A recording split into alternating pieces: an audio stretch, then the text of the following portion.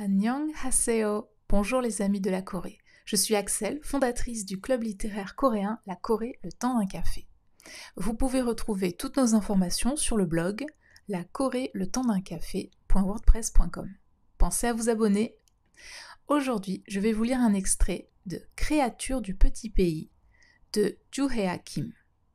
Traduit par Anne-Sylvie Omacel, le livre fait 512 pages. Il est édité aux Presses de la Cité en 2023.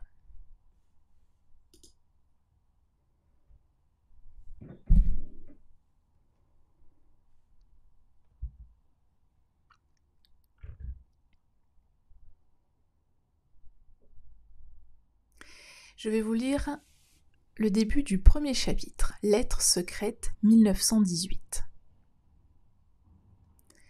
Par une journée entre l'hiver et le printemps, la pointe de chaleur, à peine visible sur la glace, scintillante, une femme et une fille parcouraient 10 000 de routes de campagne où des pousses vertes tendres sortaient comme des cils.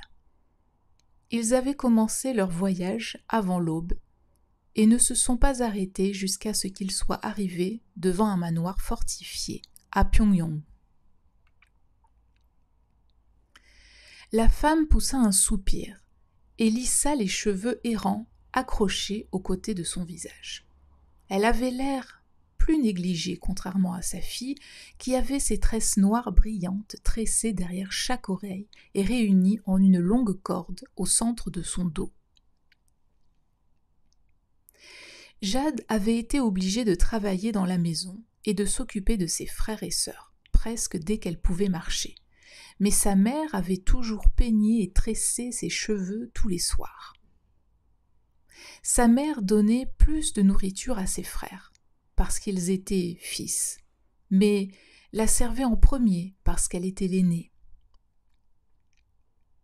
C'étaient les seuls actes d'amour que Jade avait reçus au cours des 10 premières années de sa vie.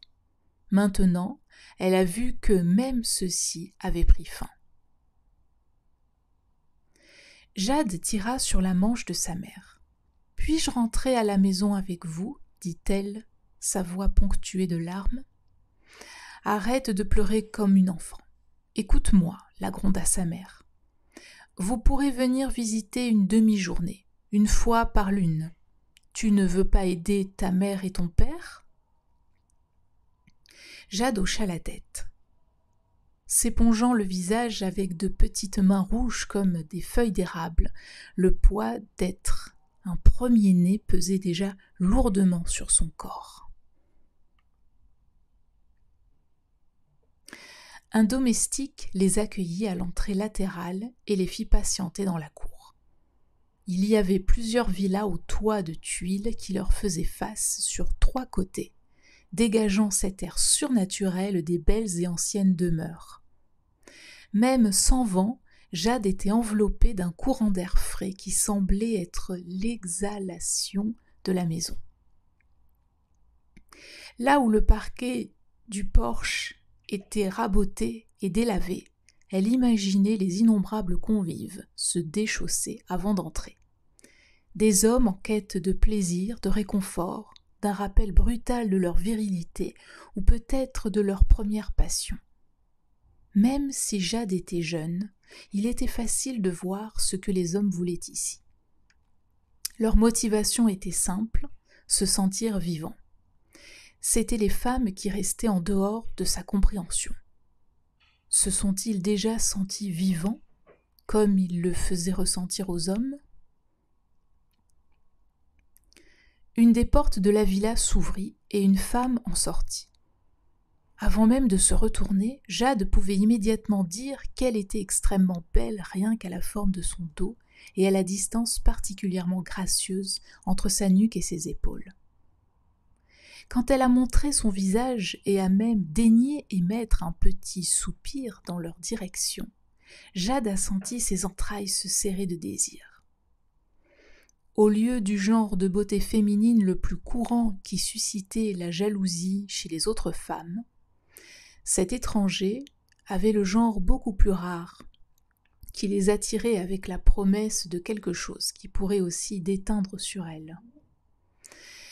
Mais sous un air de bienveillance générale, elle n'était pas facile à vivre.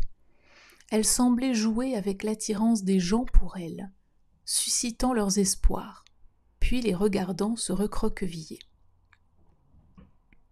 La mère de Jade fit une révérence raide, insensible au charme de la femme, même s'ils étaient des métayers se jetant sur un minuscule lopin de terre. Ils étaient techniquement d'une classe supérieure à celle des Jisung, qui appartenaient au même rang ignoble que les bouchers et les tanneurs, ceux qui ont fait leur argent dans la crasse. « Alors c'est l'enfant » dit doucement la courtisane, et sa mère marmonna en réponse. L'amie d'un cousin était servante dans cette maison. C'est ainsi que Jade était arrangée pour être prise comme femme de ménage, gagnant 2 won par mois, plus sa chambre et sa pension. Voilà, fin de l'extrait du début du chapitre 1. Pour acheter le livre, vous pouvez vous rendre sur Amazon ou dans la librairie de votre choix. Merci pour votre temps, j'espère vous avoir donné l'envie de le lire et je vous dis à très bientôt. Annyeonghi, Gaseo.